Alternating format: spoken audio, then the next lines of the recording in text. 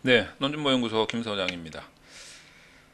저도 이제 뭐 통계, 뭐 수학, 뭐 이런 전공자도 아니었고, 뭐 거의 뭐 수포자 같은 출신 아닙니까? 뭐 여러분하고 똑같은 입장에 있었습니다. 그런데 뭐 계속 이제 공부를 하다 보니까 이제 조금 요만큼 더 많이 알게 된 거예요. 자, 그런 입장에서 제가 좀 안다고 설명을 드리고 있는 상황인데, 저도 이제 공부하다 보니까 통계 쪽에서 보면 이거 정말 짜증이 날 정도로 용어 때문에 힘들었던 적이 있습니다. 자, 특히 이제 이게 같은 뜻인지 다른 뜻인지 막 이렇게 헷갈리는 경우가 있었거든요. 그래서 제가 그런 것들 좀 아리까리 했었던 제 기억을 거슬러 올라가서 그런 내용들을 조금 추려봤어요. 사실 이 내용 말고도 많은데 제가 이 강의를 찍기 바로 직전에 조금 생각이 났던 것들만 정리를 한번 해봤습니다. 통계 용어 중에서 되게 헷갈렸던 것들, 뭐 분산하고 별량하고 뭐 같은 거야, 다른 거야, 이런 내용이었죠. 저는 처음에 분산, 별량 이게 한국말로 구분이 되어 있으니까 당연히 영어도 분산에 맞는 영어가 있고 별량에 맞는 영어 단어가 따로 있는 줄 알았어요. 근데 그게 아니더만 보니까 둘 다 variance예요. 그러니까 영어를 쓰는 사람들은 분산하고 별량하고 구별을 하지 않는다는 뜻이겠죠. 근데 왜 우리는 이걸 두 개를 구분을 하고 있지? 참 이것 때문에 많이 헷갈렸단 말이죠. 그러다 보니까 가만히 보시면은 이 분산을 사용하게 되면 우리가 분산 분석이 되는 거죠. 근데 이 말을 별량이라는 단어로 고치면 별량 분석이 되는 거예요. 근데 이 영어로 하면 이 베리언스를 가지고 분석하는 거예요. 그래서 아노바라고 하거든. 이거 똑같은 거였네, 이거. 그러니까 분산 분석이 곧 별량 분석이에요. 물론 이제 약간 그 어감에 따른 느낌은 조금 다를 수는 있어요. 분산은 뭔가 이렇게 막 뭐 점으로 표시하자면 막 이렇게 막 흩어져 있는 느낌이라는 것이고, 별량은 얘를 하나로 이렇게 묶은 덩어리로 보는 느낌, 뭐 요 정도. 하지만 뭐 이게 어쨌다고 뭐 그냥 같은 베리언스로 사용하면 그만인 건데 왜 한국말로는 이걸 두 개를 구분해 가지고 사람을 더 헷갈리게 만드는 것일까, 이런 생각이 든단 말이죠. 그래 가지고 요거를 이제 분산 분석을 가지고 다시 이론 배치 분산 분석 또는 이론 분산 분석 뭐 이런 식으로 이야기를 하게 되고, 별량이라는 단어를 쓰면 이론 별량 분석이라고 이야기를 합니다. 근데 이게 뭐야? 영어로 하면 아노바는 아노바인데 원웨이라는 거지. 영어는 이게 그냥 통일성 있게 딱 나가는데 이거 한국말로는 이 두 가지가 이 따로따로 가기 때문에 뭐 그런 사람이 있는지는 모르겠는데 이게 다른 분석인가 이렇게 생각할 수도 있지 않겠나. 저는 다른 분석으로 생각했었다는 그런 어처구니 없는 과거가 있었습니다. 자, 그리고 이제 앞에 공자가 붙는 거죠. 코. 공자가 붙으면 이거는 이제 요런 느낌이죠. 요렇게 생겨가지고 요거 이제 겹치는 부분, 이게 코어란 말이에요. 코. 그럼 이제 분산이 겹쳤으니까 베리언스가 코가 된 거지. 이걸 이제 분산이라는 단어를 쓰면 공분산이라고 하고 별량이라는 단어를 쓰면 공별량이라고 한단 말이에요. 이렇게 된다는 거지. 같은 뜻인데 영어로는 코베리언스 하나로 쓰는데. 자, 그런데 이게 조금 아리까리한 게 있어요. 만약에 이거를 이제 분석을 뒤에 붙이면 뭐 당연히 공분산 뒤에 분석을 붙이면 공분산 분석이 이렇게 되겠죠. 근데 이제 공별량 뒤에 분석을 붙이면 공별량 분석이 된단 말이야. 그런데 이거는 이제 뭐 다른 분들은 어떻게 사용하시는지는 잘 모르겠어요. 근데 이제 제가 공부를 하면서 느낀 건데 우리가 공분산 분석이라는 말은 잘 안 쓰는 것 같아요. 모르겠어요. 이제 저보다 훨씬 더 많이 아시는 분들은 그게 아니란다라고 말씀하실 수는 있는데, 일단 저는 공분산 분석이라는 말보다는 공분산 구조 분석이라는 말을 훨씬 더 많이 들었던 것 같아요. 그래서 공분산 분석이라는 말을 잘 안 쓰고 공별량 분석이라는 말을 잘 쓰는 것 같단 말이죠.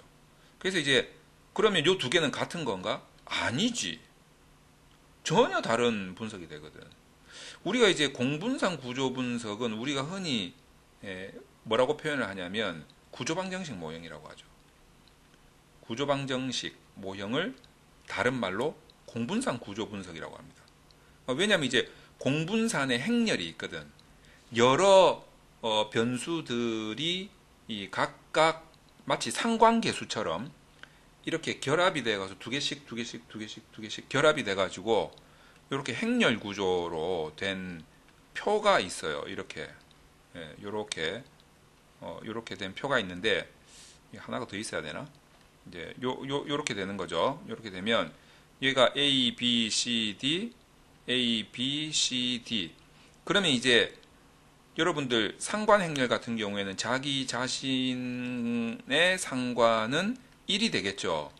그리고 이제 자기 자신과 다른 변수의 상관이 이제 여기 이제 값이 들어간단 말이에요. 이걸 뭐라고 합니까?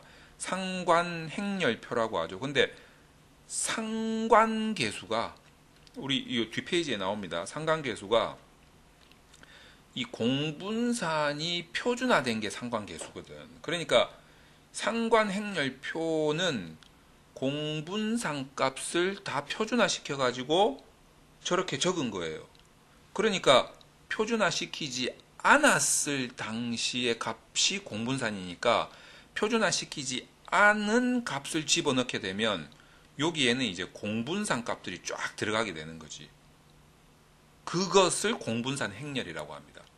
우리가 구조방정식 모형 분석을 할 때 여러분들은 해보신 분은 아시겠지만 보통 이제 로우 데이터로 한단 말이에요. 그 응답자가 문항 하나하나 응답한 그 응답 자체, 로우 데이터라고 하죠.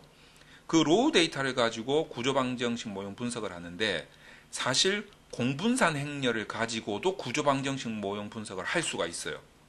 어떻게 보면 구조방정식 모형의 시초는 공분산 행렬을 가지고 분석을 했다 해도 과언이 아니지. 그러니까 이 공분산 행렬을 기반으로 해서 공분산을 기반으로 해서 코베리언스를 베이스로 해서 원래 구조방정식이 나왔기 때문에 이 구조방정식을 12구조방정식이라고 하는 거죠. 그래서 12구조방정식이라고 하는 거예요. 그러니까 12구조방정식은 공분산을 기반으로 했기 때문에 데이터 자체가 공분산 행렬이 데이터인 거예요. 그게 공분산 구조분석이에요. 그래서 공분산 분석이라는 말보다는 공분산 구조분석이라는 말을 사실 더 많이 쓰거든요. 자, 그렇다고 해서 이 공분산 구조분석이 공별량 분석하고 같은 거냐? 아니라는 거지. 공별량 분석은 우리가 이제 흔히 앙코바라고 합니다. 앙코바라고 해가지고 우리가 실험 연구 같은 거 했을 때 뭐 집단 변수가 있고 여기 시점 변수가 있잖아요. 그럼 집단이 뭐가 있습니까? 실험 집단이 있고 뭐 비교 집단이 있겠죠. 비교 집단이 통제 집단이냐 대조 집단이냐 이것도 구별 못하는 사람 많아요. 어쩔 때 통제 집단이고 어쩔 때 대조 집단인지 어쨌든 두 개를 통틀어서 비교 집단이다. 자, 이렇게 봅시다. 그럼 시점이 사전이 있고 사후가 있단 말이에요. 그런데 이 두 집단이 사전 점수에서 벌써 차이가 나버렸어. 벌써 사전에서 그냥 쇼부가 난 거야. 이렇게 됐을 때는 이 사후 점수에서 뭐 이 두 집단 간에 어떤 뭐 극명한 차이가 벌어졌다 한들 이게 뭐 사전에서 이미 차이가 나버렸는데 그러면 어떻게 사후 점수를 가지고 뭐 어떤 프로그램의 효과성을 검증할 수 있겠냐 이거죠. 자, 그랬을 때는 자, 우리 사후 점수가 이렇게 변했는데 이게 사전에 이미 차이가 났잖아. 그러니까 이 사전 점수에서 이미 차이가 난 그 수준을 고려해서 이 변화를 우리가 봐야 돼. 라는 뜻에서 수준을 고려하다가 제가 유튜브에서 떠들었는데 여러분 기억하실지는 모르겠어요. 수준을 고려하다. 이게 뭐냐면 이제 통제하다 이겁니다. 통제하다. 그러니까 사전 점수를 통제해야 돼요. 그때 사전 점수를 통제할 때 사전 점수가 사후 점수에 지금 영향을 미쳐버렸단 말이에요. 다시 말해서 얘가 사전이고 얘가 사후란 말이야. 그러면 이 사전 점수와 사후 점수가 자, 요만큼 벌써 뭔가 영향 관계에 있다라는 거예요. 이랬을 때 사전 점수의 수준을 고려한다 라는 것이 사전 점수를 통제한다. 왜? 여기 공별량이 있잖아요. 이 두 개 사후 점수하고 공별량의 관계가 있잖아요. 그러니까 이때 이 두 집단의 사전 점수를 공별량으로 통제해서 분석한다. 이게 이제 공별량 분석이 되는 거예요. 그게 앙코바인 거지. 그래서 이제 이 용어들이 되게 헷갈려요. 처음에 공부할 때. 자, 또 하나 볼까요? 조금 전에 제가 이제 뭐라고 했습니까? 이 공분산을 표준화시킨 게 상관계수라고 말씀을 드렸죠. 공분산을 표준화시켰다. 자, 요때 이제 나오는 용어가 표준화입니다. 표준화 계수 뭐 이런 거죠. 표준화는 스탠더다이즈드 뭐 이렇게 발음을 합니다. 뭐 스탠다드 뭐 표준이다 뭐 이렇게 보시면 되겠죠. 그래서 이제 다이즈드 해가지고 이제 표준화 이렇게 된 거예요. 이스티메이트 이게 뭐 어떤 측정치니까 스탠더다이즈드 이스티메이트 해가지고 표준화 계수 이렇게 말을 할 수가 있겠죠. 요거를 이제 우리가 하나의 기호로 나타날 때는 요렇게 그 B를 바꾼 거 요렇게 베타라고 하죠. 베타. 그래서 흔히 우리가 베타값 막 요렇게 많이 표현을 합니다. 베타값은 뭔데 뭐 이런 식으로. 그 이제 제가 표현하기로는 B 값은 계산용이고 이거는 이제 표준화 시키기 전이죠. 그러니까 비표준화 계수가 되겠죠. B 값은. 베타 값은 뭡니까? 얘를 표준화 시킨 거야. 그러니까 얘는 이제 표준화 계수가 되고 얘는 표준화를 시켰기 때문에 뭔가 이 독자가 보기에 느낌이 딱 와요. 이렇게 보통 보면 이제 0하고 1 사이에 표준화를 시켜버리거든. 그러면 값만 딱 봐도 내가 느낌이 딱 온단 말이에요. 그래서 이제 베타 값이 우리가 흔히 이제 보고용이다. 이제 저는 그렇게 표현합니다. B 값은 계산용이고 베타 값은 보고용이다. 뭐 그렇다고 해서 뭐 B 값을 보면 느낌이 안 온다 이런 건 아니에요. 느낌이 조금 덜하다라는 것 뿐이지 베타 값으로만 보고를 해야 된다 그건 아니에요. B 값으로 보고해도 돼요. 얘는 이제 계산용 겸 보고용이고 베타 값은 순전히 보고용이다. 뭐 논문에 보고하는 용도다. 뭐 이렇게 생각을 하시면 될 것 같습니다. 자, 그러면 이제 표준화 계수가 이게 또 용어가 또 헷갈리는 거라. 흔히 그냥 퉁쳐서 베타 값이다 이래 버려도 되는 문제인데 이게 이제 요인 분석할 때는 이 표준화 계수 베타 값이 한국말로는 요인 적재량, 요인 부하량 또는 뭐 요인 적재치, 요인 적재값 요 하나 더 적을까요? 요인 적재값 이렇게 이제 표현이 되는 거예요. 이 같은 말이라고 보면 돼요. 다 같은 말이다. 어떤 책에서는 요인 적재량, 어떤 책에서는 요인 부하량, 어떤 책에서는 요인 적재치, 어떤 책에서는 요인 적재값. 용어를 이렇게 다 다르게 쓰고 있는 거죠. 요거를 또 요인 분석에서 요렇게 요인 적재량이나 요인 적재치로 이렇게 사용하잖아요. 요 때는 또 영어가 어떻게 되냐면 팩터 LOADING 팩터 로딩스 이렇게 또 표시를 합니다. 팩터 로딩스 그냥 로딩스라고 하기도 하고 이 용어들 때문에 정말 헷갈린단 말이죠. 자, 근데 이제 이 똑같은 표준화 계수인데 베타 값인데 이게 만약에 회귀 분석이나 구조 방정식 모형 분석을 했다. 뭐 영향력 같은 거 이제 계산을 했어요. 그렇게 해서 나온 이 B 값을 영향력이죠. 영향력. 얘를 이제 표준화 시켜서 베타 값으로 이제 보고한다라고 했을 때는 요 베타 값은 이제 영향력 또는 이제 또 어디서 이 치라는 용어가 이거는 근거 없어요. 그냥 제 뇌피셜인데 아마 일본에서 공부했거나 아니면 옛날에 무슨 일제시대 때 그 일제치하에서 수학을 공부하신 분들이 약간 그런 용어를 이어서 사용해서 쓰여진 게 아닌가라는 약간 저만의 뇌피셜이 있긴 있는데 치라는 용어를 많이 씁니다. 이거는 제가 근거 없는 소리예요. 그래서 이제 모수치, 모수가 뭐냐면 그냥 화살표, 이렇게 화살표 생각하시면 돼요. 치는 이제 값인데 화살표 위에 이제 이렇게 베타가 뭐 0.567 뭐 이런 식으로 이제 찍힌단 말이지. 이게 이제 모수치. 그래서 통계에서 이런 용어를 많이 씁니다. 뭐 회귀 분석은 잘 안 쓰는데 구조 방정식 모형에서 뭐 모수치를 추정한다. 뭐 추정된 모수치는 뭐 이런 식으로 많이 용어를 쓰죠. 자, 그런데 이 표준화가 이제 스탠다드라는 단어를 많이 쓰는데, 이게 스탠다드라는 단어만 쓰지는 않아요. 이게 노음드라는 단어 씁니다. 노음. 이것도 표준화거든. 노음드. 우리가 이제 구조 방정식 모형에, 적합도, 모형 적합도. 요때 구조 방정식은 12 구조 방정식이죠. 12 구조 방정식은 뭐 주로 에이모스 같은 곳에서도 풀고, 그 다음에 이제 R 언어에서는 라반 패키지를 사용해서 많이 풀죠.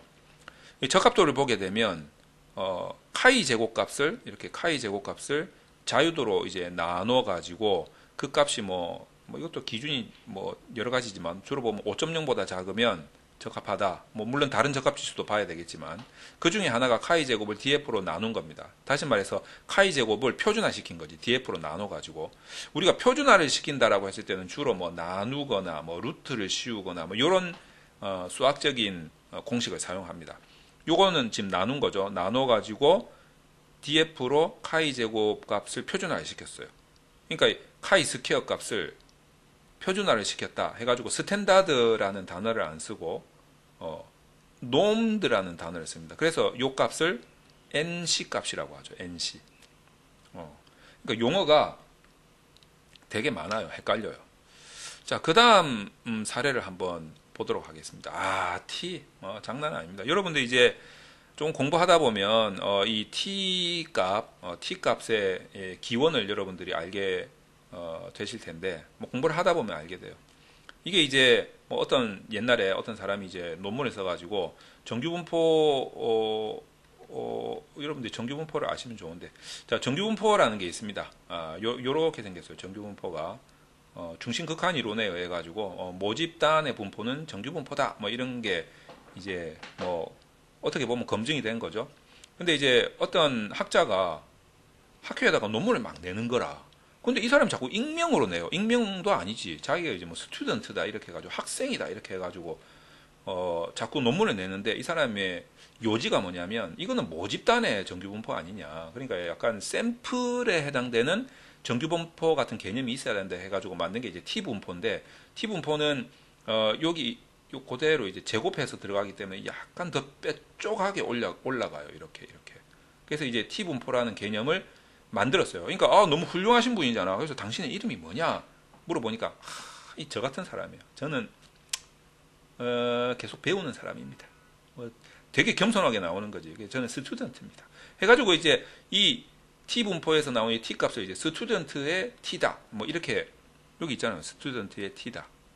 뭐 이런 전설이 있습니다. 그래서 이 T를 스튜던트의 T다 이렇게 설명하시는 분도 계시지만, 이 T를 이제 일종의 우리가 가설을 채택시키느냐 기각시키느냐를 결정하는 아주 중요한 값이기 때문에 한국말로 보면은 기각 영역이라고 많이 표현을 합니다. 왜냐하면 얘를 해석을 했기 때문이죠. 크리티컬, 뭔가 판단하는데 레이시오, 지표가 되는 거예요. 이 가설을 채택할 거냐 기각할 거냐 판단하는 지표가 바로 T값이다라는 차원에서 크리티컬 레이시오 이렇게 쓴단 말이에요. 그래서 이 약자를 쓰다 보니까 CR이 된 거야. 그래서 회귀 모형에서 분석을 하면, 회귀 분석하면 그대로 T값 같은 게 나오는데, 이걸 구조 방정식 모형 분석을 하면, 특히 이제 에이모스 같은 데 있잖아요. 에이모스 같은 프로그램 사용해 가지고 분석을 하면, 구조 방정식 모형 분석을 하면 눈 씻고 찾아봐도 T값이 없어요. CR이라고 적혀 있단 말이야. 이게 같은 말이라는 거지. 자, 그러면 구조 방정식 모형 분석을 조금 더 하다 보면 여러분들 측정 모형 분석 같은 거 할 때 개념 신뢰도라는 게 나옵니다. 개념 신뢰도. 그게 뭡니까? Construct Reliability야. 개념 신뢰도. 그래가지고 개념 신뢰도는 0.7보다 커야 된다. 뭐 이런 이제 기준이 있단 말이에요. 근데 이건 뭐야? 이것도 CR이네. 약자가 CR이에요. 그러면 구조 방정식 모형을 만약에 여러분이 에이모스에서 했다라고 하면 이 CR하고 이 CR하고 구분을 할 줄 알아야 된다는 거예요. 그래서 이 CR은 B값 옆에 표준 오차 옆에 P값 옆에 요 사이에 CR이 있다 이러면 얘는 크리티컬 레이시오구나, T구나 이렇게 생각하시면 되고, 저 뒤에 이제 가가지고 다 끝나고 평균 분산 추출값하고 여기에 개념 신뢰도 이렇게 붙어 있다라고 하면 얘는 얘는 개념 신뢰도구나, 얘하고 둘이가 다른 거구나 이렇게 생각을 하셔야 돼요. 만약에 이제 여러분이 R로 분석을 한다, 구조 방정식을 해서 라반 패키지 같은 거 써가지고 분석을 한다 이러면 가끔 가다가 요 T 값이 T로 안 나오고 Z로 나오는 경우가 있어요. Z로 나오는 경우가 있습니다. 이게 무슨 뜻이다? R 언어 계통에서는 이 Z 값으로 표시가 되는 게 어떤 거냐면 컴퓨터가 분석했다. 이런 뜻이라고 생각하시면 돼요. 부트스트래핑 같은 거 해가지고 쎄 빠지게 돌린 거지. 그래서 이런 것들은 Z로 표시하지만 여러분들이 논문에 보고할 때는 T로 적으시면 되겠습니다. 전체가 다 T다. 이렇게 생각하시면 될 것 같아요. CR이 그것만 아니냐? 또 아니야. 복합 신뢰도라고 들어보셨습니까? 예, Complex Reliability. 그것도 CR이에요. 여러분, 개념 신뢰도가 컨스트럭터만 있는 게 아니에요. 컨셉도 있거든. 컨셉 릴라이어빌리티라는 것도 있어요. 나중에 이제 신뢰도를 계속 파고 들어가다 보면 종류가 CR만 해도 벌써 3개, 신뢰도 CR만 해도 3개. 그것만 있느냐? 여러분들이 잘 아시는 크롬바 알파 값, 요 알파 값. 얘는 뭐라고 합니까? 내적 합치도라고 하죠. 내적 합치도. 그리고 디지스 로우 값이라고 합니다. 뭐 더글라스인가 이렇죠. 디지스 로우 값이라고 해서 로우는 이제 P를 이렇게 찌그러뜨린 거, 예, P를 찌그러뜨린 거, 이게 로우입니다. 그래서 내적 합치도는 0.6보다 커야 되고, 요 CR들은 전부 다 0.7보다 커야 되고, 디지스 로우 값도 0.7보다 커야 되고, 보통 기준이 보통 그래요. 그럼 이제 맥도날드, 여러분 좋아하시는 햄버거 파는데 맥도날드에도 오메가 값, 이렇게 W, 예, W 갈매기 날아가는 것처럼 이렇게 W 오메가라고 하죠. 오메가 1, 오메가 2, 오메가 3 값이 있습니다. 얘네들도 0.7보다 커야 되죠. 야, 이렇게 종류가 여러 가지입니다. 이러니까 안 헷갈릴 수가 없는 거지. 뭐 이것만 있느냐? 또 있어요. 타당도만 하더라도 지금 종류가 몇 개나 되느냐. 집중 타당도, 판별 타당도, 개념 타당도, 교차 타당도, 내용 타당도. 그러니까 이런 것들이 여러분들이 이제 뭐 통계학 책 같은 데 보면 조금씩 나와 있는데 뭐 개념 타당도, 내용 타당도 뭐 이런 것들에 대한 구별이 조금 뭐라고 해야 됩니까? 확실하게 뭔가 이렇게 모든 학자들이 합의를 해서 확실하게 탁 끊어가지고 얘는 뭐다, 앞으로 이제 이제 반발하지 말자, 얘는 뭐다, 얘는 뭐다, 얘는 뭐다, 얘는 뭐다, 이렇게 딱 규정을 확실하게 짓지는 않은 것 같아요. 예, 어떤 논문에서는 내용 타당도가 이런 의미로 사용되고, 어떤 논문에서는 이런 내용으로, 이런 의미로 사용되기도 하고, 약간 이렇게 혼합되는 게 있는 것 같아요. 판별 타당도 같은 경우에는 이제 주로 보면 구조 방정식에서 상관계수 R값보다 루트 AV값, 평균 분산 추출, 평균 분산 추출을 표준화시킨 거죠. 루트를 씌워가지고. 자, 이렇게 했을 때 뭐 판별 타당도가 있다. 집중 타당도는 뭐 AV 값, 요 표준화 시키기 전 AV 값이 0.5보다 크고, 개념 신뢰도 CR 값이 0.7보다 크고, 요인 적재량 값, 팩터 로딩스죠. 베타 값이 0.5보다 크고, 요럴 때 집중 타당도가 있다. 뭐 이런 식으로 이제 뭔가 약간 설명을 하긴 하는데, 이것도 조금 아직 통일될 필요가 좀 있다. 이렇게 생각을 합니다. 신뢰도도 마찬가지죠.